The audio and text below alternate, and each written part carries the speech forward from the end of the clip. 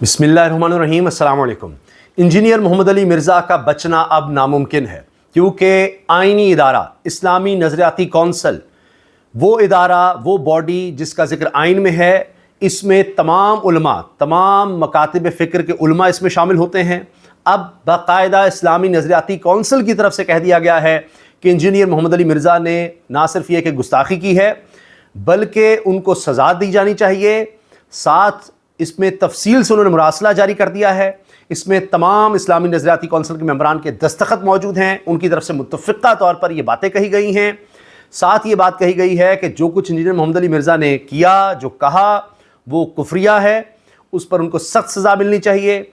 ना सिर्फ ये कि जी 295C तौहीन रिसालत के मुर्तकिब हुए हैं, बल्कि साथ ही कहा गया कि कुरान पाक की भी उन्होंने बेहुरमती की है, उस पर भी इनको मुकदमा दर्ज करना चाहिए। तो अब ये वो मुकदमात हैं जिनमें सज़ाए मौत हो सकती है। अब इस्लामी नज़रियाती कौंसिल तो कॉन्स्टिट्यूशनल बॉडी है, आइन में इसका जिक्र है, और कोई भी कानून जब बनना होता है तो उसमें अगर इस्लामी नज़रिया उसमें लेना है तो इस्लामी नज़रियाती कौंसिल के पास वो ज़रूर जाता है। अब सारी बॉडी मुत्तफ़िक़ा तौर पर अगर ये कह रही है तो आप सोचिए कि ये कितनी बड़ी बात है, और इंजीनियर मोहम्मद अली मिर्ज़ा के लिए ये किस तरह का परवाना है। इस्लामी नज़रियाती कौंसिल ने इंजीनियर मोहम्मद अली मिर्ज़ा को गुस्ताख करार दिया है। मिर्ज़ा मोहम्मद अली के कई बयानात नक़ल कुफ्र पर मुश्तमिल हैं। मिर्ज़ा मोहम्मद अली के बयानात किसी शरई मकसद के बगैर कहे गए, ये इस्लामी नज़रियाती कौंसिल ये कह रही है। और पूरा 2 सफ़े का जो एलामिया है, जो मुरासला है, जो कुछ NCCIA को कहा गया है, FIA का इदारा जिसके ज़रिए इनको गिरफ़्तार किया गया इंजीनियर मोहम्मद अली मिर्ज़ा को, उनको क्या क्या कहा है इस्लामी नज़रियाती कौंसिल ने, एक आइनी बॉडी ने, वो मैं आपके सामने पढ़ूंगा। ये मैं मुख्तसर आपको बता रहा हूँ जो उसका क्रक्स है, मेन उसमें जो बातें की गई हैं। इस्लामी नज़रियाती कौंसिल कह रही है, नक़ल कुफ्र पर मबनी बयानात की बिना पर इंजीनियर मिर्ज़ा सख्त ताज़ीरी सज़ा के मुस्तहिक़ हैं। इंजीनियर मोहम्मद अली मिर्ज़ा ने बार बार नक़ल कुफ्र पर मुश्तमिल बयानात दोहराए। गुस्ताखाना जुमले दोहराने से मिर्ज़ा मोहम्मद अली का जुर्म मज़ीद संगीन हो गया। शरई उसूल है कि कुफ्र के अल्फाज सिर्फ जायज़ दीनी ज़रूरत पर नकल किए जा सकते हैं। कुफ्र के अल्फाज सिर्फ बातिल की तरदीद, तालीम या तंबीह के मकसद से नकल किए जा सकते हैं। बिला ज़रूरत कुफ्र आमेज़ कलमात दोहराना नाजायज़ और सख्त गुनाह है। हुर्मत रसूल सल्लल्लाहु अलैहि वसल्लम के मामले में बिला ज़रूरत तौहीन आमेज़ जुमले दोहराने की क़त्अन इजाज़त नहीं। ये जी इस्लामी नज़रियाती कौंसिल ने ये कहा है, और अब इस पर ये बात कही जा रही है कि इस्लामी नज़रियाती कौंसिल की इस्लामी नज़रियाती कौंसिल की तरफ से जो आया है, इसमें ये कहें कि एलामिया मुरासला, वो मैं अब आपके सामने पूरा पढ़ने जा रहा हूँ। जी तो सुनिए मुरासला इस्लामी नज़रियाती कौंसिल का। इस पर मुहर भी लगी हुई है, काउंसिल ऑफ इस्लामिक आइडियोलॉजी। फैसला बाबत मिर्ज़ा मोहम्मद अली इंजीनियर के ख़िलाफ़ दर्ज 295C की FIR और इसके कलमात का हुक्म। मुरासला अज़ national cyber crime investigation agency Rawalpindi, ये इसका उन्वान है, और सबके दस्तखत हैं इसमें। अगर मैं तफसील में जाऊँ तो बहुत तवील वक्त लग जाएगा। इसके मेंबरान ने दस्तखत किए हुए हैं। अच्छा, इसमें लिखा है जी, इस्लामी नज़रियाती कौंसिल ने अपने 243वें इजलास मुरखा 24 सितंबर 2025 के ज़िमनी एजेंडा आइटम नंबर 2 पर बहस करते हुए मिर्ज़ा मोहम्मद अली इंजीनियर के ख़िलाफ़ दर्ज FIR के हवाले से national cyber crime investigation agency NCCIA Rawalpindi के मुरासले पर गौर किया। शरई उसूल व ज़वाबित की वजाहत और तफसीली गौर व फिक्र के बाद कौंसिल ने इब्तदाई तौर पर दर्ज झेल फैसला किया। अच्छा, अब ये जी जो FIR दर्ज हो चुकी है NCCIA की तरफ से, उनकी तरफ से ज़ाहिर है कि एक मुरासला आया कि जी आप इस्लामी नज़रियाती कौंसिल इस बारे में क्या कहती है। इंजीनियर मोहम्मद अली मिर्ज़ा पर यह इल्ज़ाम लगा है, उन्होंने इस तरह की गुफ्तगू की है नबी करीम सल्लल्लाहु अलैहि वसल्लम के हवाले से। एक जो इस्लामी तारीख़ में और इस्लाम की तालीमात में जो हमें एक करैक्टर मिलता है, जो आने वाले वक्त क़ुर्ब क़यामत के वक्त जिसने आना है, वो विलन, वो बदतरीन किरदार, और उसका ज़िक्र है जिसका मुकाबला सैयदना ईसा अलैहिस्सलाम और हज़रत इमाम मेहदी से होना है। तो उसका नाम लेकर या उसको नबी करीम सल्लल्लाहु अलैहि वसल्लम से जोड़ा गया कि जी ईसाई नबी करीम सल्लल्लाहु अलैहि वसल्लम के बारे में ये किरदार का हवाला देते हैं, ये कहते हैं। अब उसका ये जवाब दिया गया, और NCCIA ने पूछा जा रहा है कि जी क्या ये तौहीन रिसालत के ज़ुमरे में आता है, आप बताएं हमें, इनके ख़िलाफ़ ये दरख्वास्त है। तो इस्लामी नज़रियाती कौंसिल का इस पर क्या मौक़िफ़ है।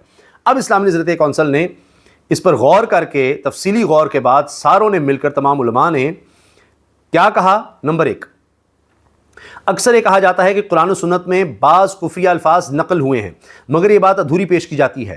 حقیقت یہ ہے کہ جب ان تمام مقامات کو دیکھا جائے تو صاف ظاہر ہوتا ہے کہ وہاں ان الفاظ کو بطور رد، انکار اور سخت تنبیہ کے ذکر کیا گیا ہے، نہ کہ کسی کی تائید کے طور پر۔ شرعی اصول یہ ہے کہ کفر کے الفاظ صرف اس وقت نقل کیے جا سکتے ہیں جب ان کا مقصد کوئی جائز دینی ضرورت ہو، مثلا شہادت، باطل کی تردید، تعلیم یا تنبیہ وغیرہ۔ بلا ضرورت ایسے کلمات دہرانا ناجائز اور بعض صورتوں میں سخت گناہ ہے، خصوصاً جب معاملہ حرمت رسول صلی اللہ علیہ وآلہ وسلم کا ہو تو کسی شرعی مقصد کے بغیر توہین آمیز جملے نقل کرنے کی قطعاً اجازت نہیں۔ مرزا محمد علی انجینئر کے کئی بیانات میں ایسے جملے موجود ہیں جو محض نقل کفر پر مشتمل ہیں مگر کسی شرعی مقصد کے بغیر کہے گئے ہیں۔ اس بنا پر ان کا یہ طرز عمل سخت تعزیری سزا کا مستحق ہے، اور چونکہ یہ عمل انہوں نے بار بار دہرایا ہے اس لیے ان کا جرم مزید سنگین صورت اختیار کر گیا ہے کہ بار بار یہ کہتے رہے ہیں، اس لیے اور زیادہ سنگین ہو گیا ان کا جرم۔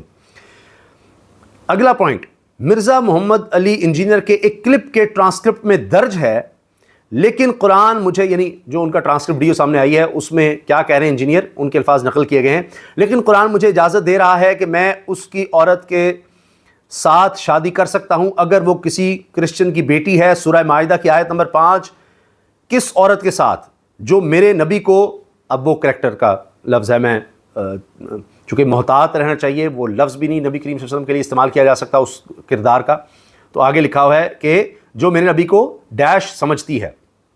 اب یہ نقل کیا ہے جو بھی کہا انجینئر محمد مرزا نے، اس کو اسلامی نظریاتی کونسل میں۔ آگے اب اسلامی نظریاتی کونسل کا پوائنٹ، مرزا انجینئر کی طرف سے یہ قرآن کریم پر بھی اتہام ہے اور مانوی تحریف بھی ہے۔ قرآن کریم کی یہ جو حوالہ دیا گیا ہے محلہ بالا آیت میں ایسا کچھ نہیں ہے۔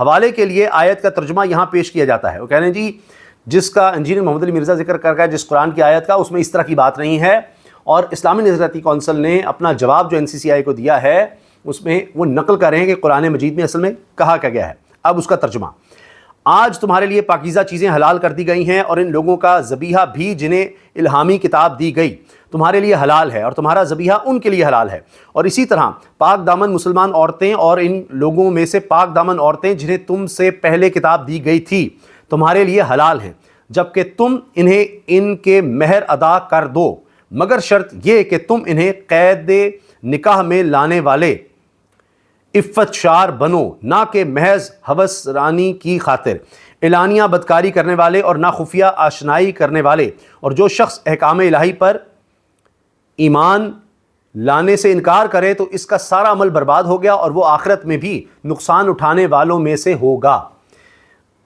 یہ جو انہوں نے کہا کہ حوالہ بالا آیت حوالہ بالا آیت کے حوالے سے ان کے بیان کی خط کشیدہ عبارت اس کے ذاتی الفاظ ہیں جو اس آیت میں کہیں موجود نہیں، اس لیے مرزا انجینئر کا یہ بیان قرآن کی توہین اور مانوی تحریف کے زمرے میں بھی آتا ہے اور توہین رسالت کو بھی مستلزم ہے، لہٰذا ان پر عائد دفعات میں توہین قرآن کی دفعہ بھی شامل کی جائے۔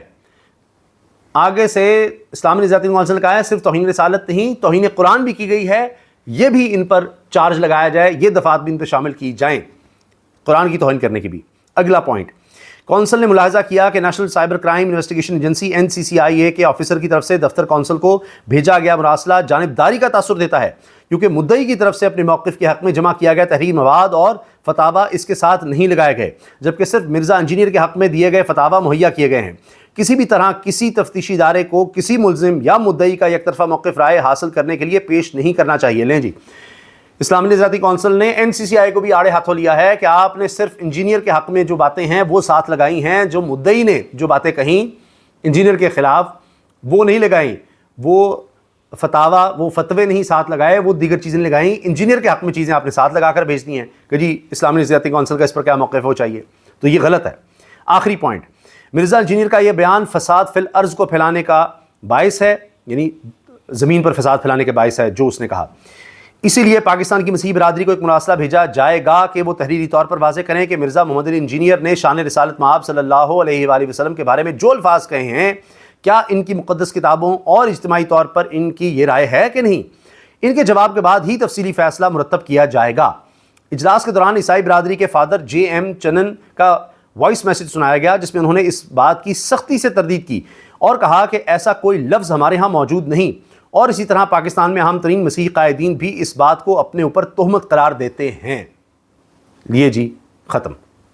یعنی جو بات انجینئر محمد علی مرزا نے کہی کہ جی عیسائیوں کے ہاں یہ کانسیپٹ ہے نبی کریم صلی اللہ علیہ وسلم کے بارے میں، وہ یہ کہتے ہیں، تو توبہ نعوذ باللہ، تو عیسائی بھی کہہ رہے ہیں کہ ایسا کچھ نہیں ہے، یہ ہم پر تہمت لگائی گئی ہے، ہماری کتابوں میں یا ہمارے مذہب میں نبی کریم صلی اللہ علیہ وآلہ وسلم کے حوالے سے ایسی کوئی بات نہیں ہے۔ تو یہ ہے جی اسلامی نظریاتی کونسل کا موقف۔ انجینئر محمد علی مرزا گرفتار ہیں، اڈیالہ جیل میں ہیں، ان پر مقدمہ چل رہا ہے، اب عدالت نے فیصلہ سنانا ہے۔